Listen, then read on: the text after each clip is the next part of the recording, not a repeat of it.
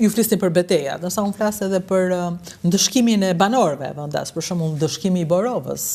Varezat e Borovës janë një dëshmi e madhe e asaj çfarë ndodhi gjatë luftës me shqiptarët. Dhe kur nuk pati një lloj tregimi shpërblys për këta njerëz. Domethënë diçka më bën përshtypje kjo, më bën përshtypje. Okej, kanë shkuar ambasador gjerman, kanë kërkuar falje më pas, po asgjë, kaq. Gjermanët kanë kërkuar falje për atë. Po.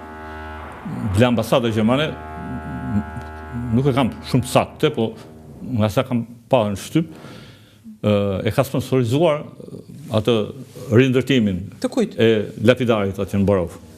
Dhe është ngritur. Po. E dyta, djali ati komandantit gjerman që ka ardhe ka bërë, si me thënë, një lloj tendese. E di, bravo qoftë atij që erdhi. Unë po them çfarë mund të bëjmë ne. Domethënë ne që nuk muremi me historinë tonë. Vran njerëz pafajshëm, i dogjën gjallë, i brenda kish. Kjo nuk ka ndodhur në Borov, ka ndodhur edhe në vende të tjera të Shqipërisë, ka ndodhur në vende të tjera të Ballkanit dhe të Evropës, jemi realisht. Po në Borov është një numër i madh, dhe për më tepër gra e fëmijë të vegjël, që i vran befasisht fare dhe padrejtisht krejt. Po. Megjithatë, edhe në kohën e para vitit 90, Borova është përmendur vazhdimisht. Po. Është përmendur si shembull. Para viteve 90, po mbas viteve 90 kjo është quajtur propagandë komuniste. Jo. Dhe kjo duhet ndar. Ajo që është propagandë komuniste dhe nuk e vën dyshim. Çdo qeveri ka propagandën e vet. Nga heroizmi i shqiptarëve. Unë nuk e kam gjetur këtë për Borovën. Borova është shpallur vend martire. Organizata botërore e vendeve martire e ka shpallur Borovën vend martire. Po kjo është një organizatë prestigjioze në botë. Ka shpallur Pezën vend martir. Ka shpallur Kuqin e Lavris vend martir. Kuqin? Po. Pse? Përse e shpallën Kuqin vend martir? 57 dëshmor ka Kuqi i vogël. 57. Po, dhe ka qenë qendër e madhe e lëvizjes dhe luftës nacionale shqiptare. Është djegur e shkatruar disa herë. Heroik bile fare. Dhe unë kam qenë prezent kur erdhi përfaqësuesi i kësaj organizate ndërkombëtare të vendeve martire, një italian që është sekretari i përgjithshëm. Italian që ka? Sekretari i përgjithshëm është italian, ky i organizatës botërore. Edhe e njihte historinë e Shqipërisë shumë mirë. Shkuam edhe në Kuq. Atje bëri takim me popullin, po çfarë pritje i bën ato aty? Një popull shumë i kulturuar. Dakor, po Kuqi i flet për veten, domethënë e ka narrativën e mirë. Mua për Borovën më duket sikur nuk është bërë asgjë, nuk e di. Madje kur vajta herën e fundit kam kohë pa shkuar, të jem e sinqert, uroj që rruga të jetë rregulluar. Nuk kishin muze, as muzeun s'kishin. Dhe këtë thanë, ti kërkojmë ambasadës gjermane të na rregullojnë muzeun. Çdo gjë që mund të bëhet më shumë është krejtë mundshme dhe ashtu edhe organizata botërore e vendeve martire nuk i bën këto thjesht sa për të evidentuar.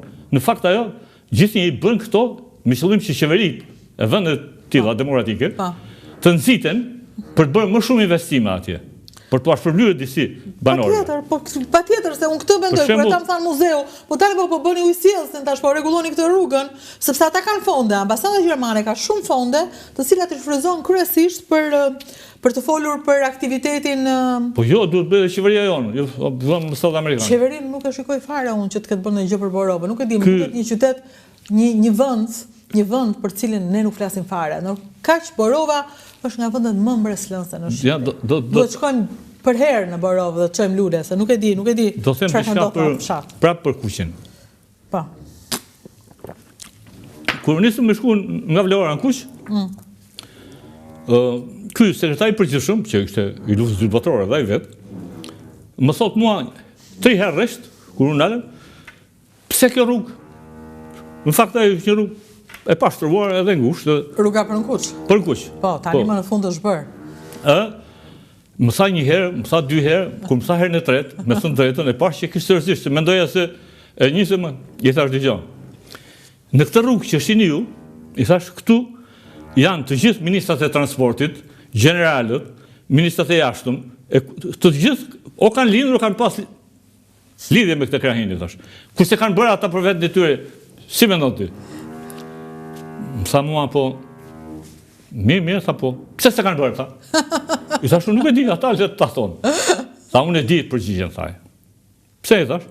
Tha, se ata kanë qenë komunistë, dhe ata kanë menduar që të bëhet kudo në të njëjtën kohë kjo punë e tjere. Mirë, thash.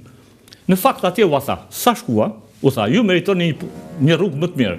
Ju jeni evropian të vërtet, u tha. Edhe në fakt ai kishte drejt që thakte. Sepse mënyra si e pritën me lule, veshur banorët me rrobat më të mira, si ndasëm, me muzikë, dhe ku hyrën në sallë, ku po flisnin, ata folën, bile disa flisnin edhe italisht, disa nga ata veteranë kishin qenë në kampe internimi në Itali. Ai u habit.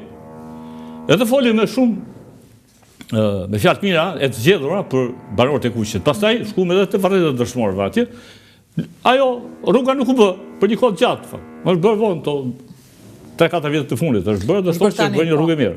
Rruga është shumë e mirë dhe mua kjo më ka bërë përshtypje. Edhe unë kam bërë Kuçin me rrugë të keqe, madje mallkova veten që e bëra atë rrugë herën e parë, po prap vajta herën e dytë, shkova deri në Kuç, herën e tretë e kam bërë me rrugë të mirë. E kam pyet veten, si ka mundësi rruga e Lumit Vlorës të lije ashtu, fshatrat nga më heroikët shqiptar. Po. Vende me histori të jashtëzakonshme. Po edhe nuk është shumë e gjatë ajo. Jo, ajo bëhet për një orë tani. A duhet fort e lehtë me bë. Si ka mundësi ajo sikur shlen me qëllim, është e pabesueshme. Këta shtetarët tonë që kanë qenë dhe duhet përsor. Jo, shumë e habitshme. Kjo njim ka bërë përshtypje dhe skrapari. Edhe skrapari e tha një. Çfarë rrugë ka skrapari? E tha një koleg këtu në këto intervistat që bëni ju. Po. Spartak Bravo. Po, Spartak Bravo, po. Edhe tha me drejt. Skrapari hala kur filloi lufta e dy botërore s'kishte rrugë fare. Deri në Vërtop kishte një rrugë dhe pastaj edhe fashistët italianë edhe ata gjerman duhet ecin në këmbë për të hyrë nëpër Skrapar. Në fakt në kohë të luftës kjo rivërdisë të partizanëve. Po. Sepse merrin masa, merrin vesh që erdhi armiku, edhe ndërkohë zinin stigjet. Dhe këta e din. Po zinin stigjet. Tani lufta ka marruar me kohë. Po një rrugë që meriton Skrapari. Nuk e ka. E meriton sepse Skrapari është në ato rrethet, jemi realist, që ka kontribuar shumë. Ai ka krijuar qytetën e tij luftarake, që më 14 mars të 42-shit. Është qyteta e dytë e krijuar pas asaj të Babislimit, që e krijoi qend me 5 qershor 40-s, pastaj e bëri qytet partizane me 21 gusht 41-shit. Ata në 42-shin me 14 mars krijuan edhe ata qytetën partizane, se si qytet patriotike e kishte krijuar me Sanu Janiku përpara. Po qytet partizane krijoi kur vinë edhe komunistët aty, kur vjen edhe komisari. Dhe kjo qytet ka bërë veprime, lufte, e ka shiruar Qerovotën të pajë në vend në Evropë. I pajë qytet e i shliruar në Evropë. Ai, aty ishin qendër e vogël. Po aq kishte mundësia ajo dhe e bën. E shiruan. Po, e shiruan Qerovotën. Qënë shtator të 5 shtator të 42-shit. 142-shin. 5 shtator të 42-shit. E shiruan Qerovotën. Natyrisht, nuk e majtën dot. Sepse ata në ripushtuan prapë. Ata prapë e shiruan, 3 herë kanë shiruar Qerovotën. Në dhjetor të 42-shit e shiruan përfundimisht. Ne kemi qenë tani për dokumentarin në shumë vende të Skraparit. Në Bargullas, Bangullas, kushte spitali partizan, në Malind. 5 spitale të mëdha partizane kanë qenë të gjitha